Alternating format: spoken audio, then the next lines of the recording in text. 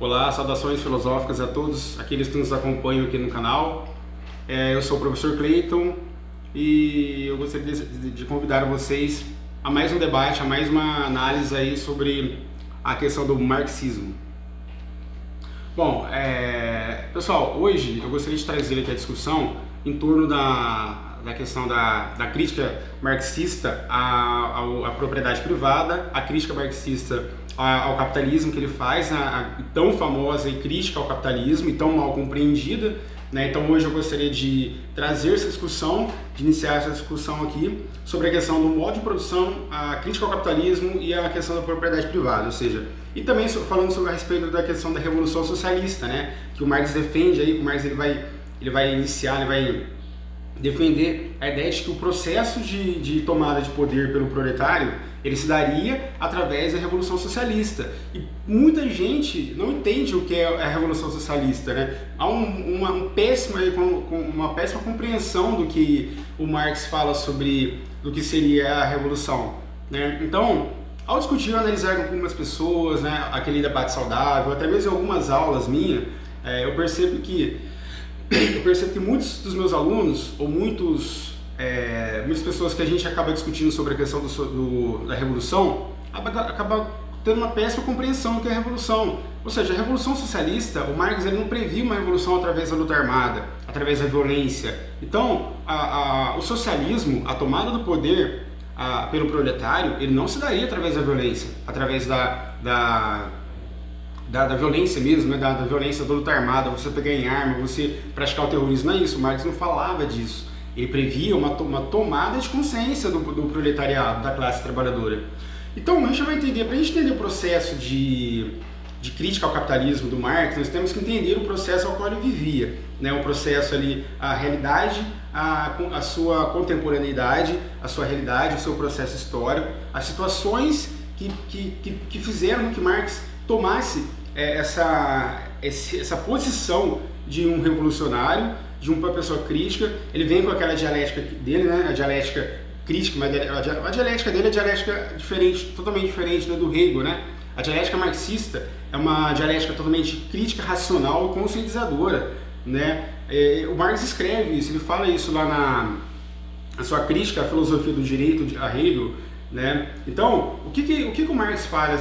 Vamos primeiro entender o processo histórico aqui, a situação histórica. O Marx ele vivia numa Europa totalmente revolucionária, né? O sistema capitalista, o capitalismo como um sistema político, aliás, como um sistema econômico, até mesmo, sistema econômico ou político também, ele vai se consolidar ali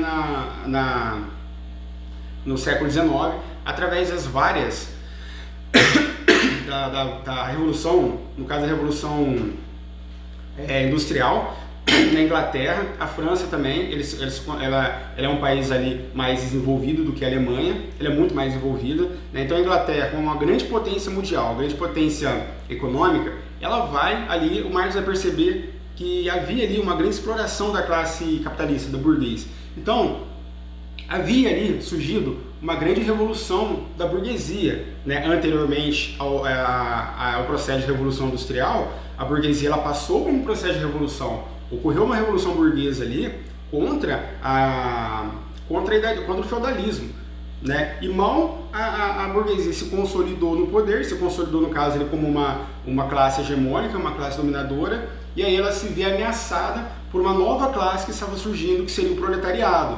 Então Marx, ele ao perceber a grande exploração da classe trabalhadora, da massa social, horas exaustivas de trabalho, o trabalhador que recebeu muito pouco, ele não tinha nenhum projeto, nenhuma política trabalhista que, no caso, protegesse o trabalhador, né? Ou seja, o trabalhador tinha horário para entrar na fábrica e não tinha horário para sair, né? As crianças queriam trabalhar também, a mão de obra infantil, a mulher que também trabalhava nas fábricas ali, um trabalho de uma situação totalmente precária, né? E o trabalhador, né, o Marx acompanhando aqui a classe menos favorecida era a classe ali que mais trabalhava, que mais dava o sangue, o suor, né? Então, ou seja, ele percebe um processo ali totalmente exploratório, né? E aí ele vem, o que o Marx faz então? Ele vai dizer o principal sistema que causa desigualdade social, que vai ser o causador das desigualdades, das grandes injustiças, da separação, da divisão da sociedade em classes, seria o sistema capitalista, né? Então Marx, o que ele faz então? Ele vai falar contra esse sistema, ele vai se colocar contra o sistema capitalista. E o Marx, ele vivia numa Europa totalmente revolucionária, né? A gente tem que levar em consideração isso, que a Europa que o Marx vivia, ela vinha já de um processo da Revolução Francesa, já estava na memória do europeu, a Revolução Francesa ainda estava viva na memória ainda, né? A Revolução Francesa, depois vem a Comuna de Paris, né? O movimento da Comuna de Paris também, que foi um movimento ali marcante, né? para a classe, né? Operária, né? Então foi um movimento muito marcante. Então esse processo revolucionário, a Revolução Francesa, as grandes revoluções que ocorriam, né? Acabou criando no Marx aquela esperança de que o proletário, a classe trabalhadora, ao qual era a mais subjugada, poderia também implantar uma grande revolução, né? Então Marx, ele, em seus livros, como no Capital, no Manifesto do Partido Comunista, por exemplo, ele vai falar do processo de revolução. Então, para o Marx, haveria sempre uma classe subjugada, uma classe explorada, uma classe que mantém a elite no poder. Então, aquela elite que está lá no topo, que está no topo da pirâmide social, que para ela se manter no poder, ela tem que obrigatoriamente explorar a mão de obra trabalhadora. Então, o Marx, quando ele vem com a teoria dele da mais-valia, então ele fala justamente sobre isso, né? A mais-valia, uma das características principais, uma das fundamentações ali da sustentação da classe opressora, que seria o burguês. Então vai surgir na Europa nesse período duas classes sociais que irão se opor, que será ali a burguesa, né? A classe burguesa que detém os meios de produção, né? E a classe menos favorecida, que seriam os proletários. Quais as diferenças dessas duas classes aí? A classe burguesa, a classe capitalista, ela é detentora dos meios de produção. Então o que são meios de produção? Meios de produção é tudo aquilo que o homem tem para desenvolver um trabalho, né? Então, ou seja, se eu tenho os meus instrumentos de trabalho, eu tenho o local onde eu vou implantar a minha empresa, os materiais, as minhas máquinas de produção, e eu tenho todo esse sistema, todos esses instrumentos que vai produzir o meu capital, eu preciso de alguém que não tenha esses meios de produção para trabalhar, ou seja, para produzir a minha riqueza, o meu capital, né? Esse seria o proletário, porque o proletário, ele vem de uma classe muito subjugada, massacrada, e ele não tem condições econômicas de conquistar esses meios de produção. A única coisa que ele tem a oferecer é a sua força de trabalho, que é o seu próprio trabalho, aquilo que ele sabe fazer, né? Então a sua força de trabalho ele vai vender para o burguês, para o capitalista, né? Então esse processo, essas duas classes opostas que surgem na Europa, o proletário e a classe burguesa, é o que vai consolidar a luta de classe. Porém, a luta de classe, segundo Marx, ela sempre existiu, né? E era o motor da história do ser humano, né? A história do homem vai se explicar através da luta de classe, a luta de uma classe e outra, de uma classe opressora e oprimida, patrão e empregado, né? Então, ou seja, os meios de produção, ele na verdade, são instrumentos quem detém esses instrumentos aí, detentor aí, desses instrumentos é a classe burguesa, né? Então, observe comigo, né? Então vamos observar aqui esse sistema, essa dialética, esse sistema político, social.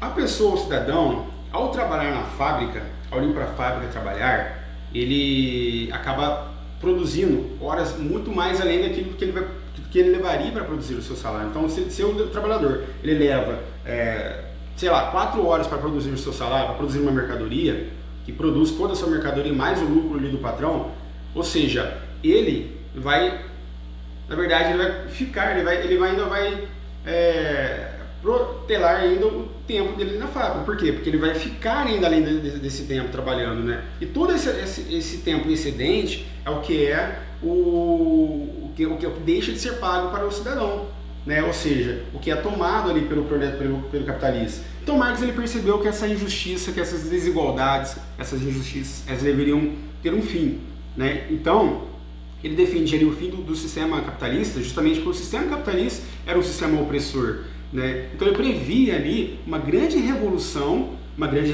partindo ali do proletariado, da classe trabalhadora, onde o trabalhador deveria tomar o poder e assim, ao se estabelecer o poder pela classe proletária, toda a classe proletária, os trabalhadores iriam organizar, ou seja, o Estado ele seria organizado e gerido pelo próprio trabalhador, pela própria classe trabalhadora, né? Então o Marx, a gente tem que observar aqui também que o Marx chega ali por volta de 1848, 1850, essa noção de revolução que ele tem, ele já é visivelmente, né, o Marx já fica visivelmente abalado, ou seja, desanimado em relação a essa revolução.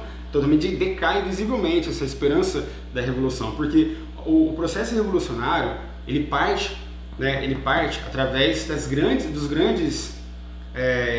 verdade através dos grandes países, dos países imperialistas, capitalistas, tem que partir desses países, né? Então Hobsbawm fala no livro dele, ele aborda isso no livro dele, né? Ele aborda isso, Hobsbawm, que o Marx, quando ele se via ali visivelmente desanimado, ali entre 1848 e 1850,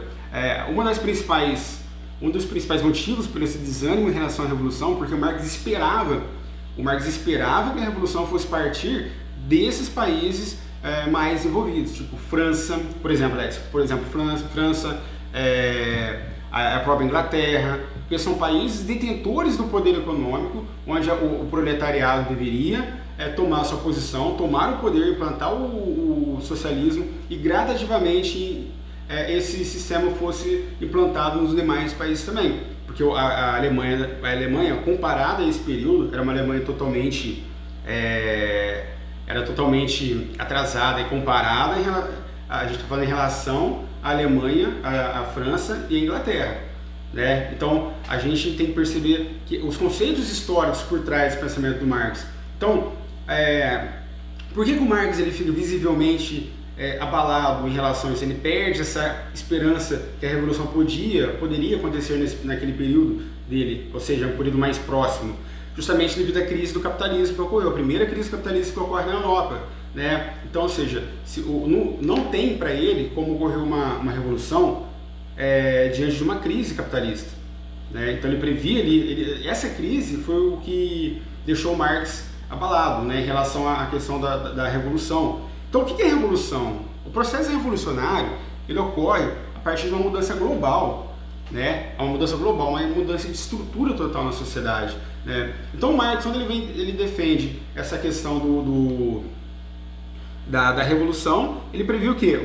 Justamente uma emancipação do proletariado. Então, o proletariado como uma classe oprimida, massacrada, deveria tomar o poder. E lógico que futuramente, com o comunismo, essa mesma classe proletária ela já seria totalmente desfeita, porque no comunismo não há uma classe social. Então, pessoal, a gente tem que entender o processo histórico do Marx. O Marx ele defendia ali um sistema muito mais justo e igualitário. Agora, discutir se esse sistema ele vai ser viável, ele é aplicável na sociedade, há outras questões, né? Então, o que a gente vê aí, as críticas que a gente vê direcionadas ao marxismo, são críticas totalmente infundadas, né? Totalmente infundadas, sem nenhum fundamento teórico, né? Para você fazer uma crítica ao Marx, você tem que conhecer pelo menos o mínimo do Marx, né?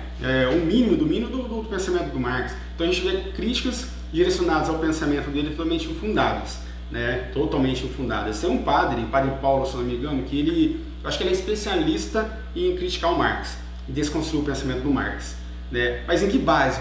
Ele está se baseando em quê? Qual é o fundamento disso? Porque a gente sabe que o Marx ele escreveu para a sua época, para o seu tempo, para o seu período. Então, ele queria mudar toda uma estrutura social, né? Uma estrutura que previa ali a consolidação ali da burguesia, ou seja, a manutenção da burguesia no poder. Porque a burguesia, antigamente, era parte.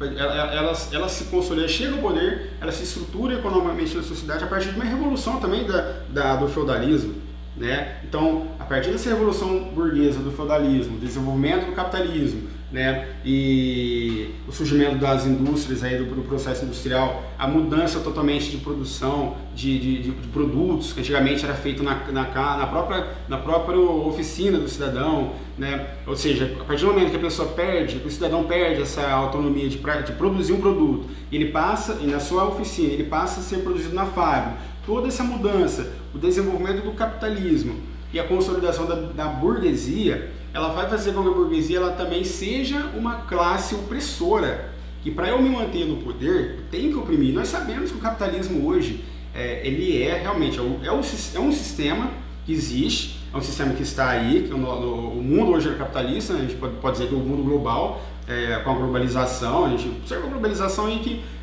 o mundo é capitalista. Então as relações econômicas, elas se dão fundamentado através do capitalismo, ele é fundamentado através do capitalismo. Então, porém, mesmo assim, o capitalismo ele é um sistema opressor, né? Ele é um opressor, ele é totalmente segregador, porque ele segrega, né? Muitas pessoas são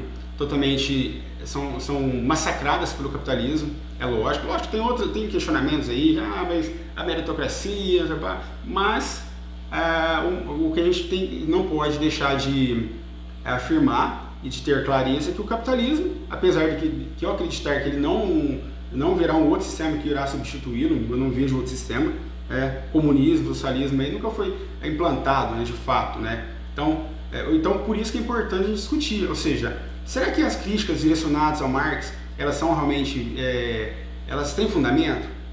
Será que elas têm fundamento? Será que elas não partem de pessoas que não compreenderam, que não querem compreender o pensamento dele?